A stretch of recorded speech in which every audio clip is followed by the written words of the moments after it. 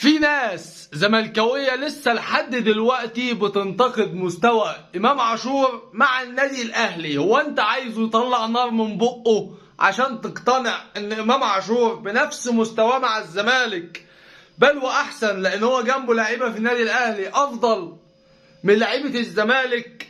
انت لازم تبقى مقتنع. اصل انا كزملكاوي بحب امام عاشور، حتى بعد ما مشى من نادي الزمالك هو امام عاشور لاعب انا بحبه، كنت متوعد فيه ان هو يبقى خليفه شيكابالا في الملاعب. فلما راح النادي الاهلي كل الناس زعلت منه، بس ده ما يخلكش عقلك يجيبك ان امام عاشور لاعب متوسط او مش لاعب جيد. امام عاشور من افضل اللعيبه في مصر دلوقتي مناصفه مع زيزو. صدقني لو زيزو وامام عاشور مع بعض في فريق واحد محدش هيقدر عليهم اساسا. فقصه ان امام عاشور في الاهلي تخليك تتكلم بالعقل بس، وما تحاولش تنتقد امام عاشور.